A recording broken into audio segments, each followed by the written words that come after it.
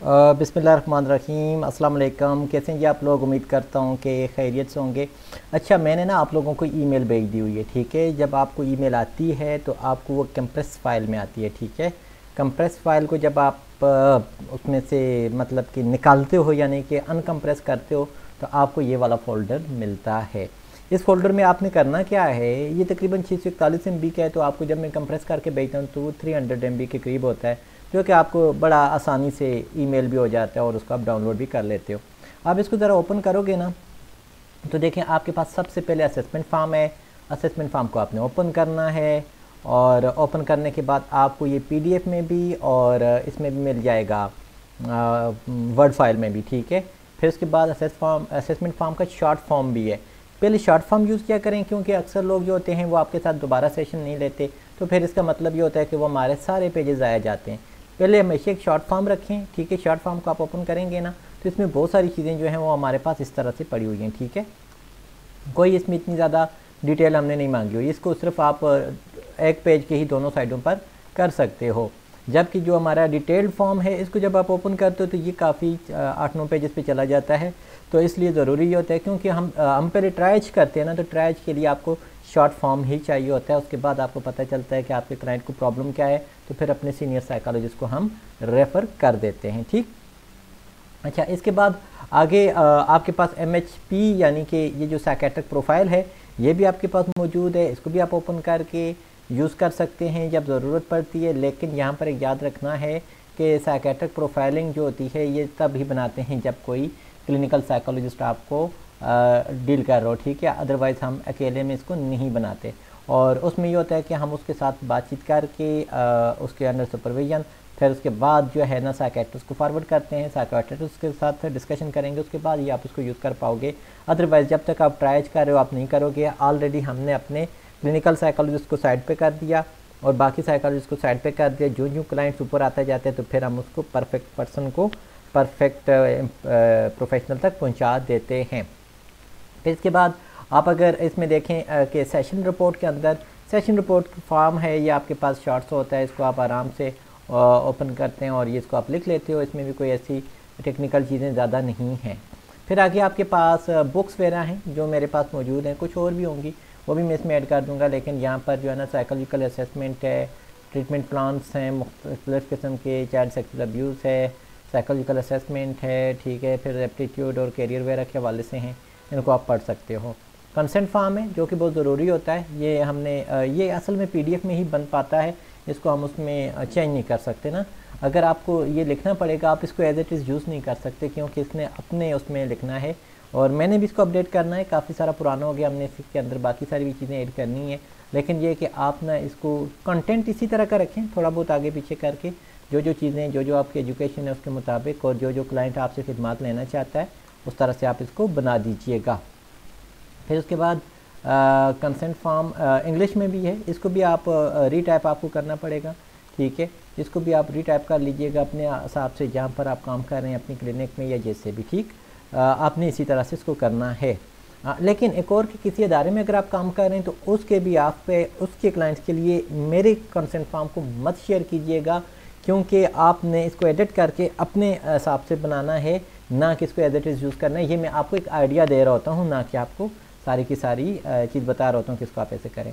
फिर जब आप अपने क्लिनिक्स बना लेते हैं, लोगों के साथ MOU साइन करते हैं, तो ये आपको मैंने वर्ड फाइल में है, इसको आपने क्या करना है जी कि आराम से इसको ओपन करके एडिट कर देना है। जहाँ पर एपी लाइफ है वहाँ पर आप अपने अदारे का नाम लिख लेंगे और बाकी सारी चीज़ें आप पार्टी B जो भी है उसके साथ जो जो कंटेंट बनते हैं आपने उसको कर देना है।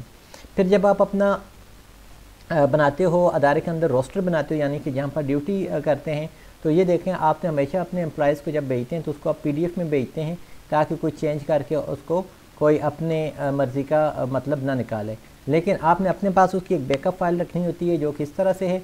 आपने यूँ करना है, ये बार बार क्यों आ रहा है, अच्छा छोड़े। अच्छा, यहाँ पर फिर आपने ये करना है कि आपने ना ये देखें मैंने जहाँ पर ड्यूटी आवर्स और वो सारी चीज़ें लिखी हुई हैं, नाइट है जैसे भी है, डे इवनिंग है, जो कुछ भी है, और आपने इसको इसी तरह से आपने अपने साथ लेके चलना है और इस तरह से बनाना होते हैं, ठीक है। आगे हम चलते हैं और क्लिनिक के रजिस्ट्रेशन का जो आप लोग बहुत ज़्यादा पूछते होते हो, यहाँ पर आपको क्लिनिक का इनकॉर्पोरेशन सर्टिफिकेट नज़र आएगा, ठीक है, आपको ये मिलता है। लेकिन इस सर्टिफिकेट का हरगिज़ मतलब ये नहीं होता कि अब आपकी जान छूट गई, आपने इसके बाद अभी तो कहानी यहाँ से शुरू होती है। क्योंकि ये ऐसे ही समझ लें कि जैसे एक इंसान का आईडी कार्ड बन जाए, ये आपके इदारे का आईडी कार्ड होता है, ठीक है। उसके बाद फिर आप कोई डॉक्टर होते हो, वकील होते हो, कोई प्रोफेशनल होते हो, वो सारी चीज़ें उसके लिए लवाजमात होती हैं। अगर कोई बंदा आपके पास आता है, कहते जी कि मैं पाकिस्तानी शहरी हूँ और मैं मेडिकल डॉक्टर हूँ, ठीक है, तो आप उससे पहले क्या पूछोगे कि अच्छा आप अपना पाकिस्तानी शहरी होने का सबूत दिखाएं, पासपोर्ट होगा या CNIC होगा। ये समझ लें कि किसी भी इदारे का CNIC होता है, इसका हरगिज़ मतलब ये नहीं होता कि अब वो जो है ना वो काम ठीक से कर रहा है या कुछ इस तरह से। ये बेसिक रिक्वायरमेंट है, इसके ऊपर आपने कभी वो नहीं करना। लेकिन इसके बाद भी मज़ीद जो चीज़ें हैं आपको फिर यहाँ पर मिल जाएंगी। आपको एसोसिएशन कंपनीज एक्ट के ये जितने भी हैं ये सारी चीज़ें आपको मिलती जाएंगी, आपने इनको देखने जाना है। फिर उसके बाद ये अकाउंट ओपनिंग रिक्वेस्ट फॉर्म्स होते हैं, आपने इनको भी अपने पास रख लें पहले से ही, ठीक है। इनको हमारा एफएट मरकज़ में है तो मैं उसी को बनाया हुआ है, आप अपनी मर्ज़ी का कर लेना। मैं यहाँ पर अपना जो है ना CNIC जो है वो डिलीट कर देता हूँ और आप अपनी उसमें से कर लीजिएगा, ठीक है।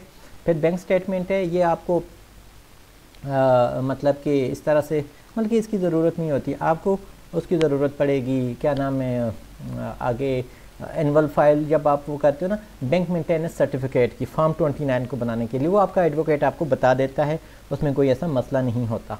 अच्छा, फिर अकाउंट ओपनिंग की जो रिक्वेस्ट होती है वो इस तरह से बनाई जाती है। यहाँ पर आपने काम करना है कि जब आप स्टैंप बनवाएंगे, स्टैंप आपने वही वैसी ही बनानी है जैसे happy life psychological services SMC private limited, इसकी एक ऑफिशियल आपने सेम इस कंटेंट को रख के, मतलब अपने इदारे के नाम के कंटेंट को रखने एक स्टैंप बनवा लेनी होती है। क्योंकि हम अपनी मर्ज़ी की एक स्टैंप बनाते हैं जिसके ऊपर SMC प्राइवेट लिमिटेड नहीं लिखा हुआ होता, तो वो ऑफिशियल नेम नहीं होता। जैसे हमारा happy life psychological services Islamabad लिखा हुआ आप नज़र आता है, तो वो ऑफिशियल नेम नहीं है।